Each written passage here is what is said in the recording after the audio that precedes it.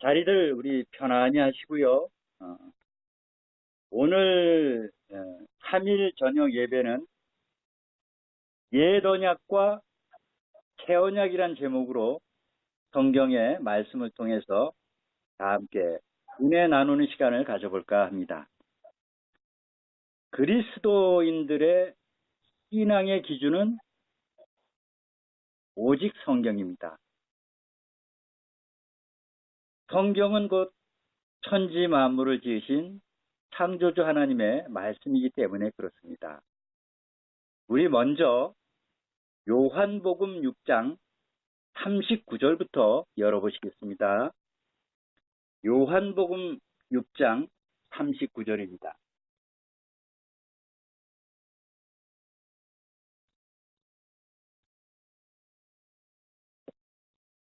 다 찾으셨으면 제가 읽어 올리겠습니다.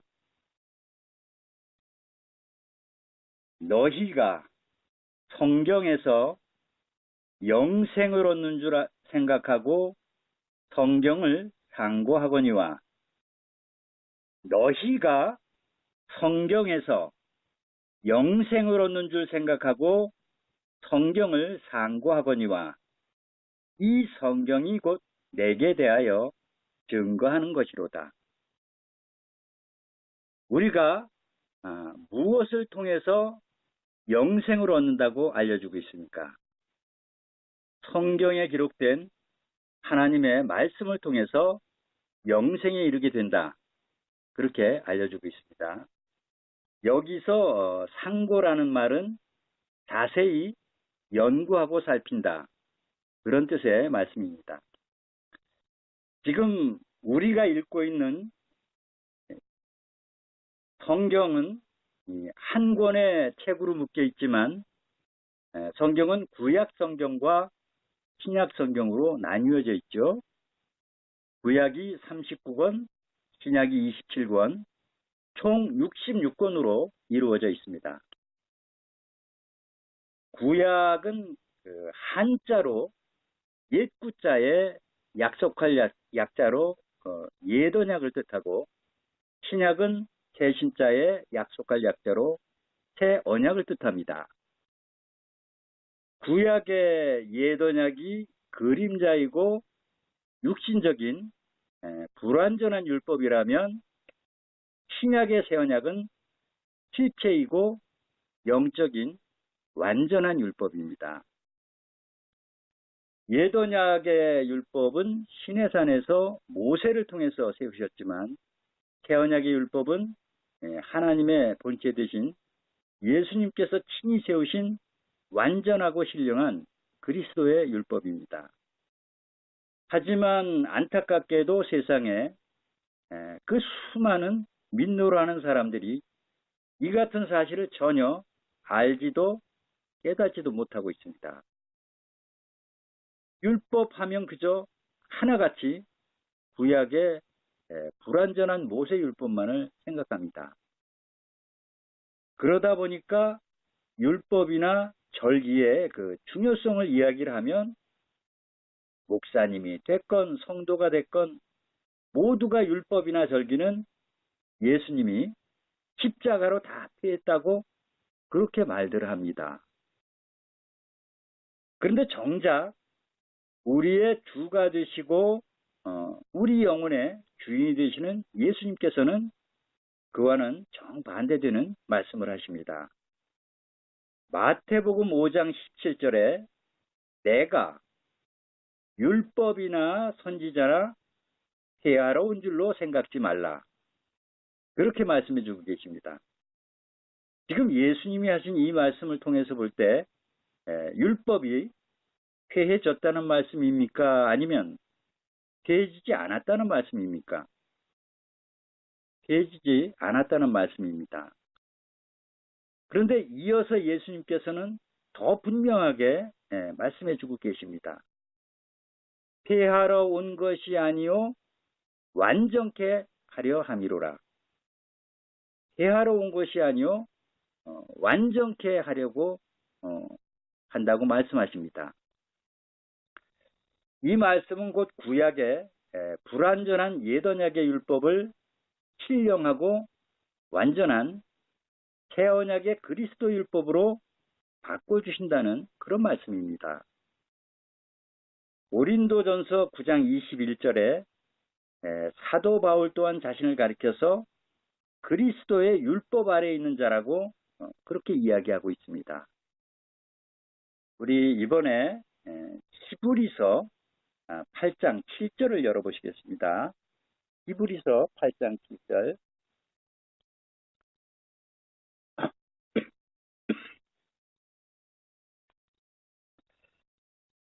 히브리서 8장 7절부터 8장 6절부터 제가 읽겠습니다. 6절부터 8절까지를 제가 읽어 올리겠습니다.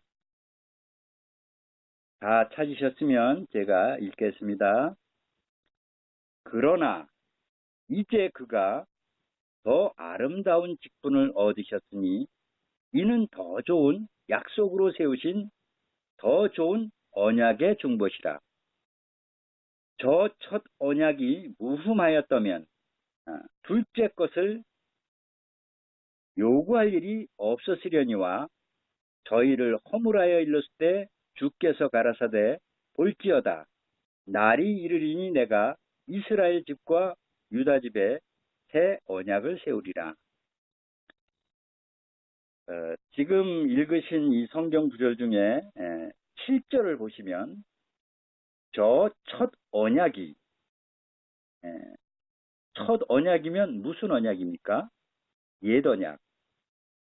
저 첫 언약이 무흠하였다면 이 말씀은 곧 무흠, 흠이 없었다면 둘째 것을 요구할 일이 없었으려니와 둘째 것, 바로 새 언약을 세울 일이 없겠지만 구약의 옛 언약이 흠이 있기 때문에 흠이 없는 완전한 새 언약의 율법을 다시 세우시겠다고 말씀하시는 겁니다. 우리 히브리서 7장 12절을 보시겠습니다. 앞에 7장 12절 12절을 제가 읽어 올리겠습니다. 제사 직분이 변역한 즉 율법도 반드시 뭐라고 말씀하십니까? 폐한다고 하십니까? 폐하는 것이 아니라 변역한다고 알려주고 있습니다. 제사 직분이 변역한 즉 율법도 반드시 변역하리니 그렇게 기록되어 있죠. 이 변역이란 변하여 바뀐다. 그런 뜻입니다. 그 아론의 제사 직분이 멜기세덱의 제사 직분으로 변역이 된 겁니다. 위에 그 7장 11절을 보시겠습니다. 7장 11절. 레위 계통의 제사 직분으로 말미암아 온전함을 얻을 수 있었으면 백성이 그 아래서 율법을 받았으니 어찌하여 아론의 반차를 쫓지 않고 멜기세덱의 반차를 쫓는 별다른 한 제사장을 세울 필요가 있느냐. 하나님께서는 살 수 없는 옛 언약의 율법을 무조건 살 수 있는 새 언약의 율법으로 바꿔주셨습니다. 그럼 멜기세덱의 반차를 쫓아 새 언약의 율법을 지키게 될 때 하나님께로부터 어떤 축복을 받게 되는지 한번 살펴보도록 하겠습니다. 우리 다시 히브리서 8장 열어보시겠습니다. 8장 10절을 제가 읽겠습니다. 10절. 또 주께서 가라사대 내가 이스라엘 집으로 세울 언약이 이것이니 내 법을 저희 생각에 두고 저희 마음에 이것을 기록하리라. 나는 저희 하나님이 되고 저희는 내 백성이 되리라. 나는 저희의 하나님이 되고 저희는 내 백성이 되리라. 어떤 언약을 통해서 하나님의 백성이 됩니까? 새 언약입니다. 바로 새 언약을 통해서 하나님의 자녀가 되는 권세와 영광을 허락받게 되는 겁니다. 그리고 또 한 가지 축복이 밑에 12절을 보시겠습니다. 12절 내가 저희 불의를 긍휼히 여기고 저희 죄를 다시 기억지 아니하리라 하셨느니라. 새 언약을 지키는 자들에게는 그 죄를 다시 기억하지 않으시겠다고 말씀해주고 계십니다. 죄사함을 받고 하나님의 자녀가 되는 영광을 허락받아서 슬픔도 고통도 사망도 없는 천국 본향으로 돌아가서 영원 세세토록 하나님 곁에서 왕같은 제사장으로 영생 복락을 누리는 이 같은 축복보다 더 큰 축복이 어디에 또 있겠습니까? 만약에 있다면 저에게도 좀 가르쳐 주십시오. 우리 이번에 계시록 22장 보실까요? 뒤에 계시록 22장 3절에서 5절을 제가 읽어 올리겠습니다. 계시록 22장 3절에서 5절입니다. 제가 읽어 올리겠습니다. 다시 저주가 없으며 하나님과 그 어린 양의 보좌가 그 가운데 있으리니 그의 종들이 그를 섬기며 그의 얼굴을 볼 터이요 그의 이름도 저희 이마에 있으리라. 다시 밤이 없겠고 등불과 햇빛이 쓸데없으니 이는 주 하나님이 저희에게 비추심이라. 저희가 대세토록 왕노릇하리로다. 아멘. 지금 세상 밖에는 정통이다, 이다 하는 수많은 교파와 교회들이 난립해 있습니다. 그런데 그 모든 교회들이 율법은 다 폐해졌다. 율법을 통해서는 절대 구원받을 수 없다. 그렇게 성도들에게 가르치고 있습니다. 이는 하나님의 말씀을 곡해해서 변개시키는 아주 중대한 범죄 행위입니다. 우리 이번에 이사야서 8장 열어보시겠습니다. 이사야서 8장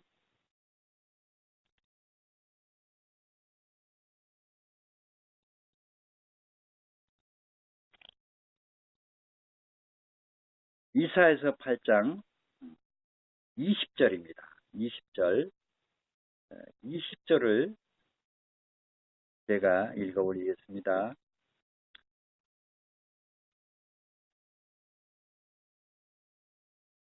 마땅히 율법과 증거의 말씀을 쫓을지니 그들의 말하는 바가 이 말씀에 맞지 아니하면 그들이 정령이 아침빛을 보지 못하고 라고 기록이 되어 있습니다. 정령이 아침빛을 보지 못하고라는 말씀이 어떤 뜻의 말씀입니까? 다 멸망한다. 그런 말씀입니다. 하나님께서는 때가 이르면 신이 새 언약을 세우시겠다고 예수님께서 이 땅에 오시기 약 700여 년 전에 이미 예레미야 선지자를 통해서 미리 자세한 예언의 말씀을 주셨죠. 우리 이번에 예레미야 31장 31절을 열어보시겠습니다. 예레미야 31장 31절.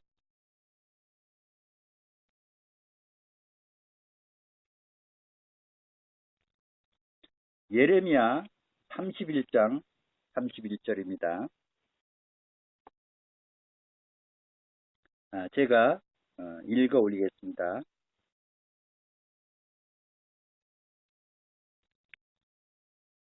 나 여호와가 말하노라. 보라, 날이 이르리니 내가 이스라엘 집과 유다 집에 새 언약을 세우리라. 33절, 34절을 제가 읽어 올리겠습니다. 나 여호와가 말하노라. 그러나 그날 후에 내가 이스라엘 집에 세울 언약은 이러하니 곧 내가 나의 법을 그들의 속에 두며 그 마음에 기록하여 나는 그들의 하나님이 되고 그들은 내 백성이 될 것이라. 그들이 다시는 각기 이웃과 형제를 가리켜 이르기를 너는 여호와를 알라 하지 아니하리니 이는 작은 자로부터 큰 자까지 다 나를 알미니라. 내가 그들의 죄악을 사하고 다시는 그 죄를 기억지 아니하리라. 여호와의 말이니라. 방금 전에 읽으셨던 히브리서에 기록된 말씀과 동일하게 새 언약을 지켰을 때 어떤 축복을 허락하십니까? 나는 그들의 하나님이 되고 그들은 내 백성이 될 것이다. 또 하나, 내가 그들의 죄악을 사하고 다시는 그 죄를 기억지 아니하리라. 여호와의 말이니라. 이같이 너무도 분명하게 말씀해주고 계십니다. 지금 세상 모든 교회, 모든 목사가 복음을 믿으라고 부르짖고 있습니다. 그런데 복음이 뭐냐고 물으면 세상 죄를 대속해 예수님께서 십자가에 달려 죽으심으로 나의 죄를 사하셨다는 것을 믿으면 구원받아서 천국에 갈 수 있다.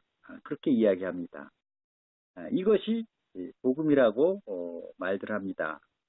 그런데 제가 드리는 말씀은 좀 더 정확하게 구체적으로 성경적으로 복음이 무엇인가 하는 것을 묻고 있는 겁니다. 이 점에 대해서 사도 바울은 에베소서 3장 7절에 자신을 가리켜서 복음의 일꾼이다.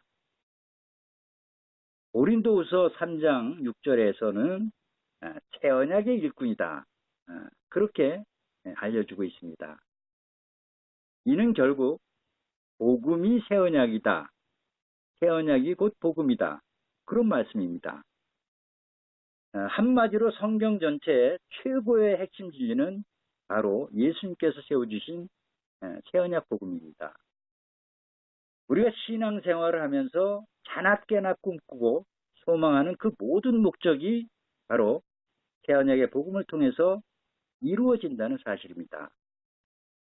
지금 드리는 이 말씀은 제가 추측하고 상상해서 드리는 말씀이 아닙니다.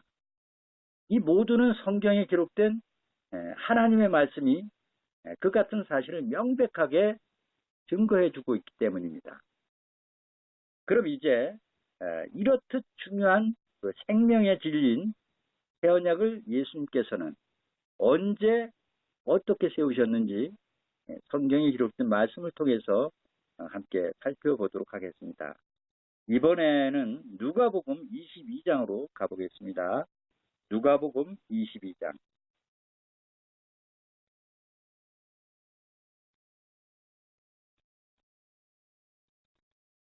누가복음 22장 제가 7절부터 읽어 올리겠습니다. 누가복음 22장 7절입니다. 7절부터 제가 읽도록 하겠습니다. 유월절 양을 잡을 무교절이 이른지라 예수께서 베드로와 요한을 보내시며 가라사대 가서 우리를 위하여 유월절을 예비하여 우리로 먹게 하라. 여짜오되 어디서 예비하기를 원하시나이까? 이르시되 보라 너희가 성내로 들어가면 물 한 동이를 가지고 가는 사람을 만나리니 그에 들어가는 집으로 따라 들어가서 그 집 주인에게 이르되 선생님이 내게 하는 말씀이 내가 내 제자들과 함께 유월절 먹을 객실이 어디 있느뇨 하시더라 하라. 그리하면 저가 자리를 베푼 큰 다락방을 보이리니 거기서 예비하라 하신대 저희가 나가 그 하시던 말씀대로 만나 유월절을 예비하니라. 때가 이름에 예수께서 사도들과 함께 앉으사 이르시되 내가 고난을 받기 전에 너희와 함께 이 유월절 먹기를 원하고 원하였노라. 19절로 넘어가서 보겠습니다. 19절 또 떡을 가져 사례하시고 떼어 저희에게 주시며 가라사대 이것은 너희를 위하여 주는 내 몸이라. 너희가 이를 기념하여 너희가 이를 행하여 나를 기념하라 하시고 저녁 먹은 후에 잔도 이와 같이 하여 가라사대 이 잔은 내 피로 세우는 무슨 언약입니까? 새 언약. 내 피로 세우는 새 언약이니 곧 너희를 위하여 붓는 것이라. 아멘. 새 언약은 예수님께서 마가의 다락방에서 제자들과 함께 유월절을 지키시면서 세우셨습니다. 그런데 예레미야 31장 31절에 장차 새 언약을 누가 세우신다고 예언이 되어 있습니까? 여호와 하나님이십니다. 헌데 실상은 새 언약을 누가 세우시죠? 바로 예수님께서 세우셨습니다. 그렇다면 구약의 여호와 하나님이 곧 누구라는 말씀입니까? 바로 예수 그리스도라는 사실을 성경을 통해서도 확인해 볼 수 있습니다. 그런데 13절에 보시면 유월절을 지키도록 준비시키시는 분이 또 어떤 분입니까? 바로 우리에게 복음을 가르치시는 선생님이 되시고 우리의 구원자가 되시는 예수님이십니다. 예수님께서는 요한복음 13장 15절에 유월절 성만찬 자리에서 말씀을 하시기를 너희도 행하게 하려 하여 오늘 보였노라. 그렇게 말씀하시죠? 그렇다면 이 말씀은 우리가 새 언약 유월절을 지키라는 말씀입니까? 아니면 지키지 않아도 된다는 말씀입니까? 우리 고린도전서 5장 7절을 보시겠습니다. 고린도전서 5장 7절.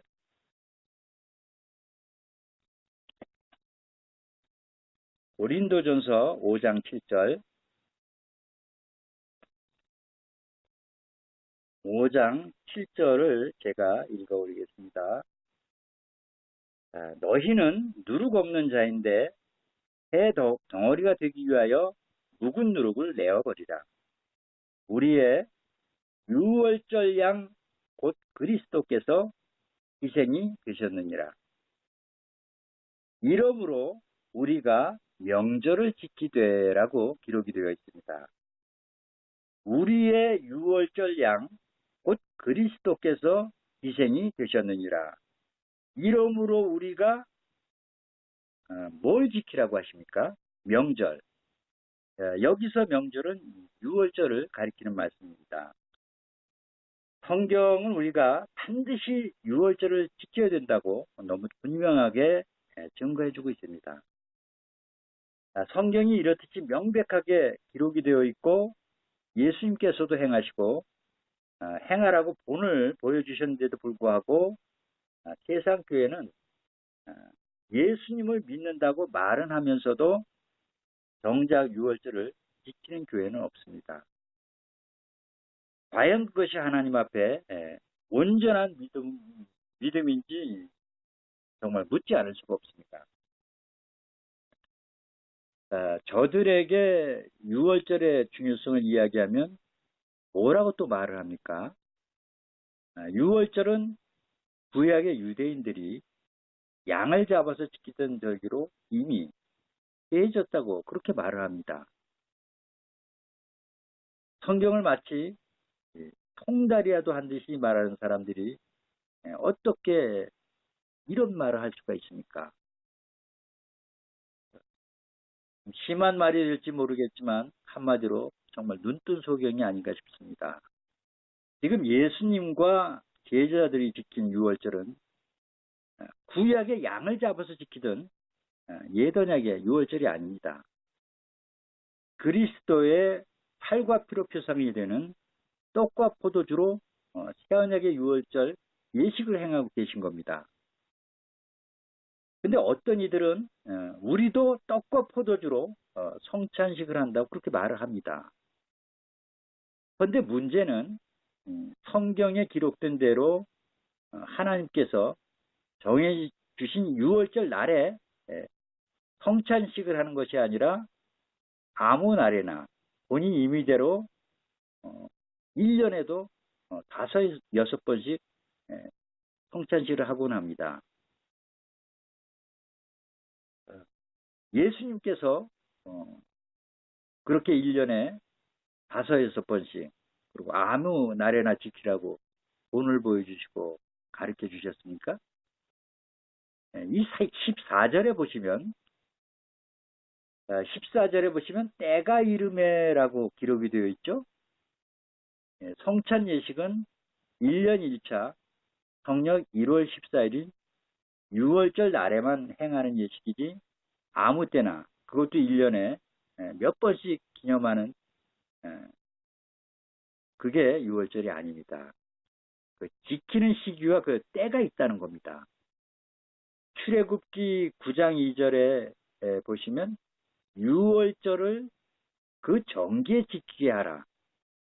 그렇게 기록이 되어 있습니다.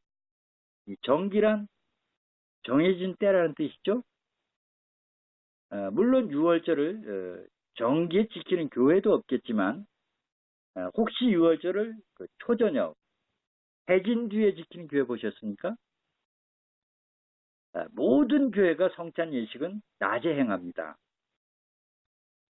이는 하나님의 말씀을 정면으로 부인하는 불순종의 행위입니다. 신명기 16장 7절에 6월절은 초저녁 해질 때에 드리고라고 알려주고 있습니다. 누가복음 우리 읽으셨던 22장 14절에 때가 이르매라고 기록되어 있죠.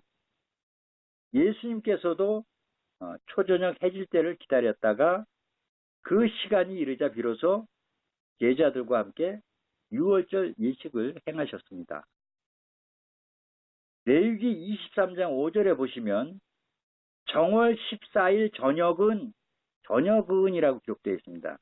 정월 14일 저녁은 여호와의 6월절이요라고 그렇게 기록되어 있습니다. 6월절은 그 해진 뒤에 밤에 지키는 절기이지 낮에 지키는 절기가 아닙니다. 만약 예수님께서도 6월절을 아무 때나 낮에 지켜도 관계없을 것 같으면 그와 같이 본을 보여주셨겠죠. 하지만 예수님께서는 절대 그런 본을 보여주지 않으셨습니다. 요한복음 6장 27절에 썩는 양식을 위하여 일하지 말고 영생하도록 있는 양식을 위하여 하라. 그렇게 말씀하셨습니다. 이 말씀은 6월절이 아닌 평소에 드려지는 양식은 썩는 양식이라는 겁니다. 이 말씀은 6월절이 아닌 평소에 드려지는 양식은 썩는 양식이라는 걸 우리가 한번 다시 생각해 봐야 되겠습니다. 말씀에서 이렇게 벗어난 이 같은 행위는 자기 죄를 먹고 마시는 죄가 된다. 그렇게 하나님께서는 엄중하게 경고해 주고 계십니다. 우리 고린도전서 11장 보시겠습니다. 고린도전서 11장.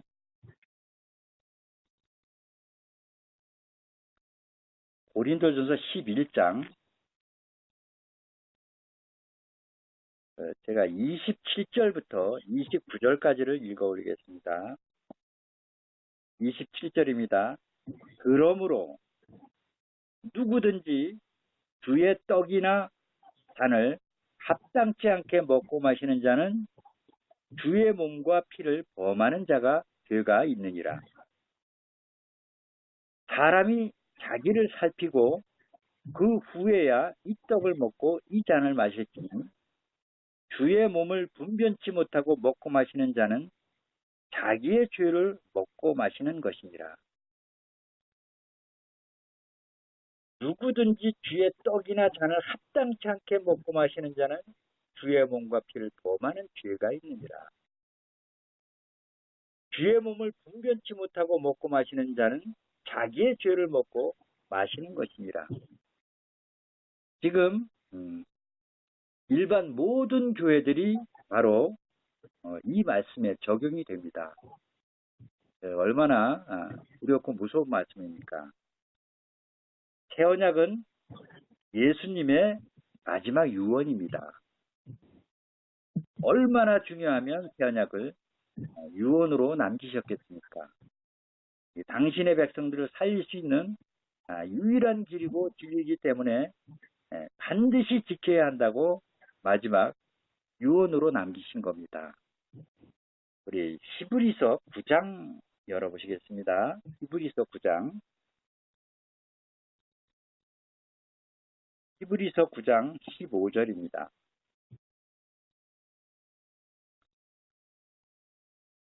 히브리서 9장 15절부터 17절까지를 제가 읽겠습니다. 이를 인하여 그는 새 언약의 중보니 이는 첫 언약 때의 범한 죄를 속하려고 주구사 부르심을 입은 자로 하여금 영원한 기업의 약속을 얻게 하려 하심이니라. 유언한 자가 죽어야 되나니 유언은 그 사람이 죽은 후에야 견고한즉 유언한 자가 살았을 때에는 언제든지 교력이 없느니라. 그럼 우리를 영생에 이르게 하는 이렇듯 중요한 새언약 유월절 진리를 사단은 가만히 팔짱 끼고 한 번도 불구경하듯이 지켜만 볼까요? 절대 그렇지 않겠죠. 결국 AD 325년에 니케아회에서 유월절은 폐지되고 말았습니다. 하나님의 본체 되신 예수님께서 신이 세우신 새언약 유월절을 한낱 피조물에 불과한 인간이 어떻게 폐지시킬 수가 있습니까? 이 모든 것이 다 누구의 역사이겠습니까? 바로 사단 마귀의 역사입니다. 우리 끝으로 마태복음 23장 13절을 열어보시겠습니다. 마태복음 23장 13절입니다.